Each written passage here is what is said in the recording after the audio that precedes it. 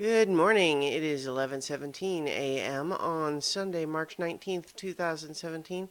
I'm Christiana Ellis and I just got up. This is 5 more minutes. So, it's Sunday and that means it's time for a rewatch of Avatar: The Last Airbender. So, today I'm talking about season 2, episode 10, The Library. This has actually been one of my favorite episodes all the way back to when I first watched the show because I love it's like a perfect RPG side quest in the sense that it ties into the main story but is mostly self-contained, has a cool setting and an interesting complicated threat, a sympathetic NPC, and also a hook for the next thing. It's kind of got everything. So we start off with some fun humor related to the idea that the kids are each taking their own mini vacation. Sorry, I got distracted there. They're each taking their own mini vacation as part of, keeping themselves sane during all the craziness. And so that's fun. And so we start with Aang has wanted to go see these prairie dogs that when they hear a musical note, they sing it back, which is kind of fun. It's just silly. It's a neat little world building detail in a show that's always got good stuff in that regard.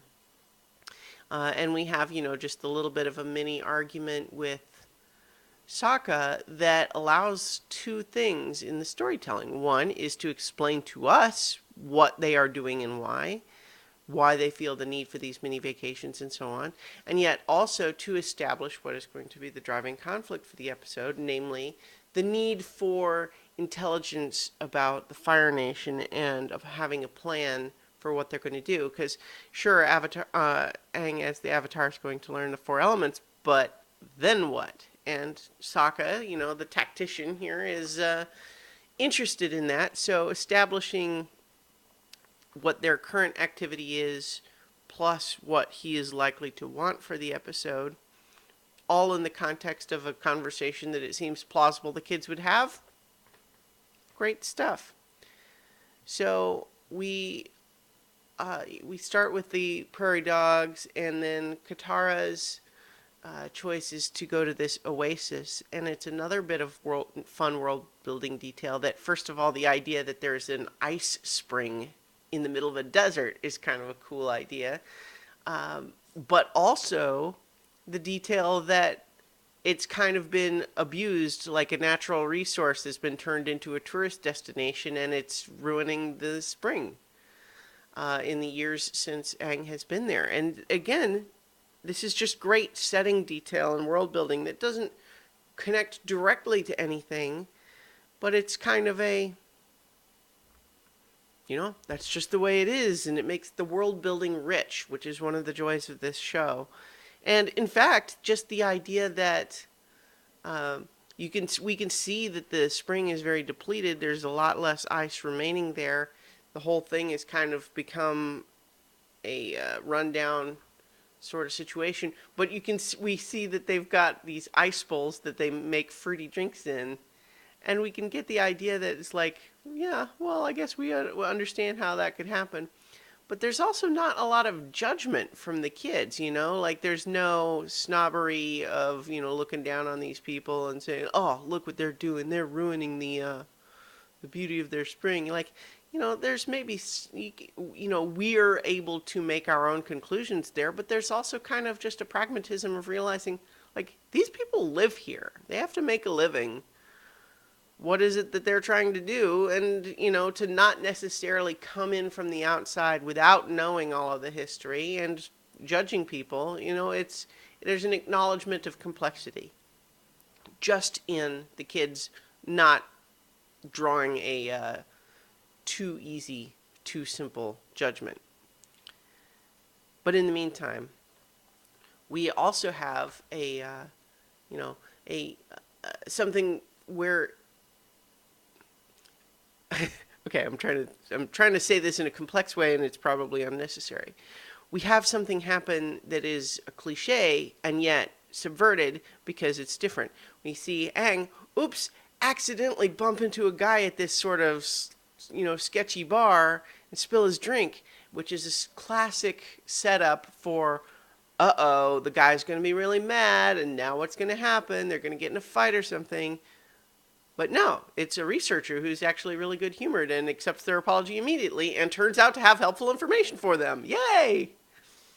So that's more fun. And so we get this researcher guy who tells them the story about this possibly mythical library created by a spirit of knowledge in the middle of the desert. And he's been looking for it but can't find it.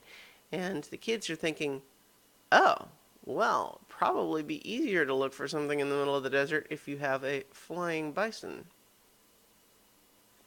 And so they decide to go look for it. And it, again, ties back into what Sokka was saying earlier. Sokka is saying, hey, you think they might have a better map of the Fire Nation? Maybe. And we also get a nice little setup detail as they're leaving that these sandbender guys are... that they are basically creeping up on Appa, which sets up later that they have followed the kids and kidnap Appa, which, we'll talk more about that when we get there, but we have the setup early in the episode to let us know both that people would be interested, the nature of their powers, and just a foreshadowing detail that they would have a way to follow the kids with their cool little, sand airboat things. It's good stuff. We get some fun detail with Toph while the kids are flying in the on Appa looking for this place. First of all, everyone we see getting into their desert outfits. Sokka's got his shirt around his head and so on. There's lots of just nice details that we repeatedly in this episode see that Toph goes barefoot and her feet are dirty as a result. So that's kind of just a little detail that's just thoughtful, right? Like there's no particular, like it doesn't come up or anything. It's just a realization, oh, yeah, if we see her feet, that she would be barefoot and they would probably be dirty. Yeah. But I think one of my favorite bits is they're just flying, bored, looking. Maybe this place isn't even real. And then all of a sudden, Toph goes, there it is. And everyone's like, what, where? And she's like, that's what it'll sound like when one of you sees it, remember? Because she's blind. Of course, she wouldn't be the one to spot it in the desert. And I love the detail, the observation that she, almost more than any of them, is going to be bored while flying because she can't see anything. She's used to being on the ground where she can see things around her that way. And up on Appa, that's denied her. And so, fun stuff. So we have, they do eventually find the top of the tower of this library, and it's buried beneath the sand. And again, this is just great world building stuff. It's a cool setting, the idea of this ancient mystical library in the middle of the desert, but now buried by sand, and it's like a little mini dungeon. It's just classic adventure design here. It's a cool setting, and then as the kids go down, Toph and Appa stay on the surface. The kids go down, and it's just amazing and huge inside, too. And even before the spirit shows up, we start seeing the owl motif here and there. And the owl spirit shows up and questions them, basically is saying humans are not permitted anymore. And so again, I'm stuck in this mindset now of thinking of this episode like an RPG side quest for Dungeons and Dragons or something, because now the kids have to make some social checks to try to convince the spirit to let them stay. And in particular, the spirit's problem is it believes that humans always only want knowledge so that it can be used against other humans, and they don't want knowledge for its own sake. Which the spirit is kind of nicely alien in its regard there, because on the one hand, we can sort of intuitively understand the idea of why a spirit might think knowledge used for war is not great, but it kind of seems to really feel almost like knowledge really should only be to exist in abstract with no application at all. In fact, its decision later is to bury the whole library so that no one will ever see it again. So it raises the question of like, well, knowledge that nobody knows, that only exists in theory, it only exists in theory. And it's an interesting kind of dilemma, but the spirit who created the whole thing, very powerful, being so determined, it gives a nice alien perspective that they have to work around. Because even just the idea that, oh, well, you're so distrusting of humans because of the firebenders, nice tie back to Admiral Zhao and his discovery of the waterbending scrolls and that sort of thing. And then they burned all of the Fire Nation material. Like, so we can understand why the library spirit would be distrustful of people, but it's still nonetheless, when they say, oh, but we only want to use the knowledge to get back at them, says, no, that's just as bad. It's so we have the kids needing to make some social checks, but Sokka is, his instinct here is to just lie, just straight up. Just say, no, we won't do that, even though he definitely means to. And it's kind of fun to have the spirit just lean way into his face and kind of just say, if you're going to lie to an all-knowing knowledge spirit, you should at least put some effort into it.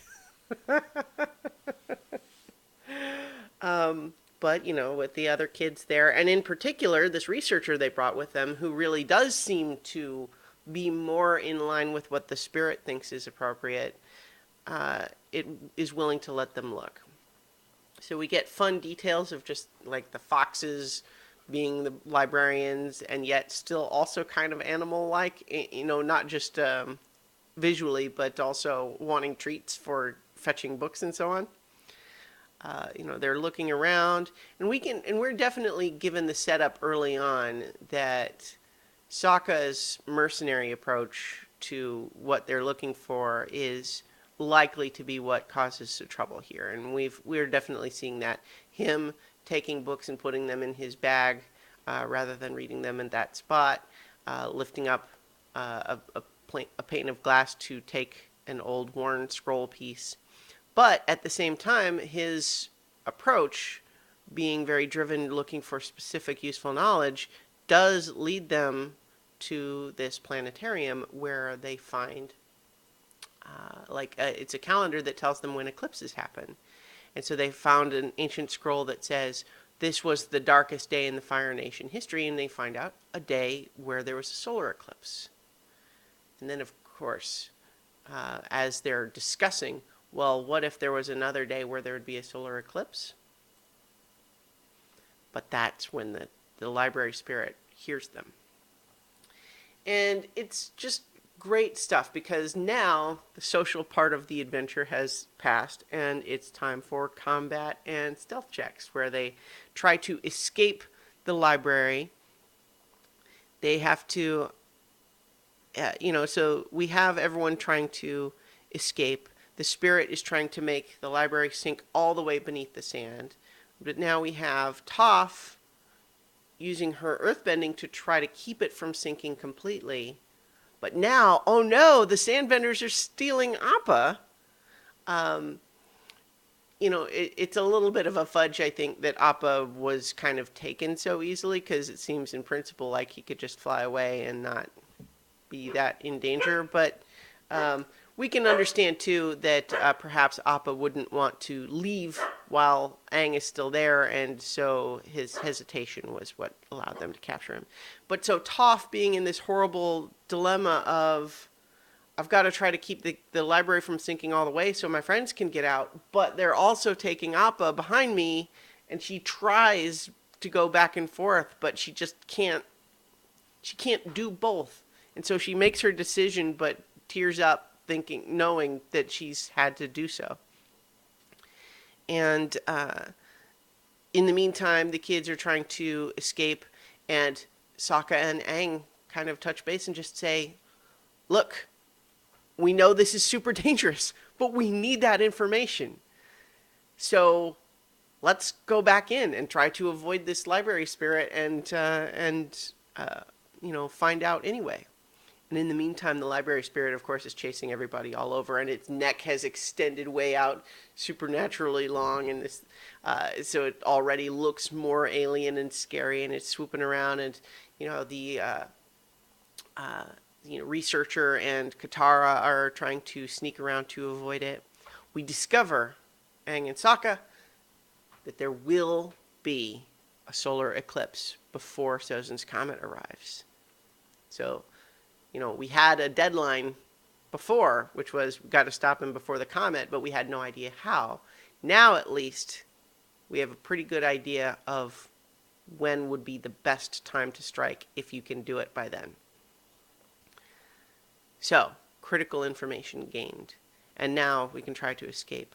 But we see the researcher, and his dilemma is that, he only found this place because of the kids, and so he doesn't want to be ungrateful, but he's also kind of the one who is most able to identify with what the spirit wants.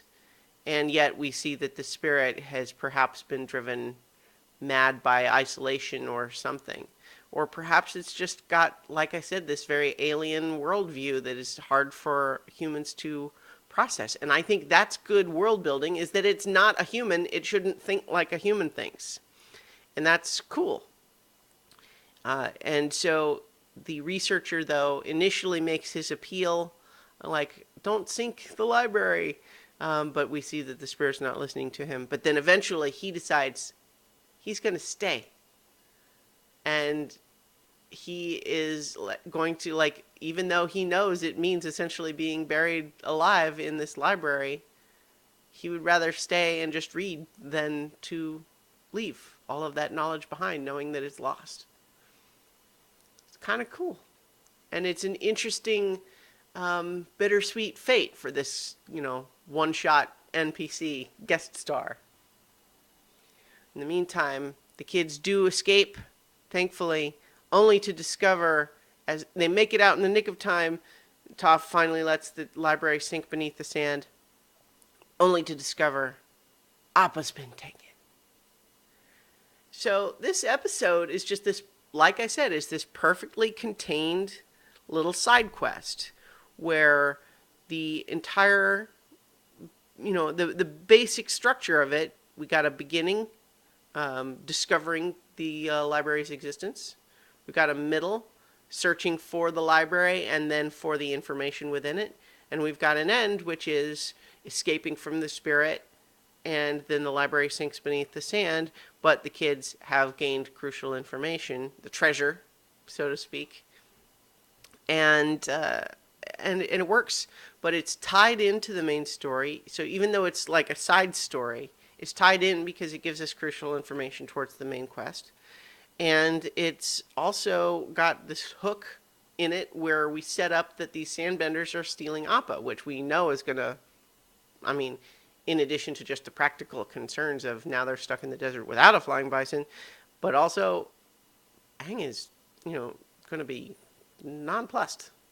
Nonplussed is not the right word there. Aang is not going to be happy about the, Appa being taken.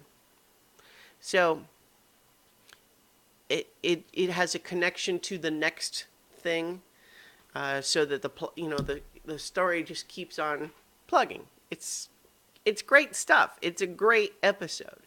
Obviously, it's not one of the sort of main A-plot episodes in the way that, say, the couple of episodes ago when Azula showed up and, everybody finally, at least temporarily allied to all fight Azula at once. It wasn't a plot like that was, but at the same time, connected, self-contained, interesting, complex.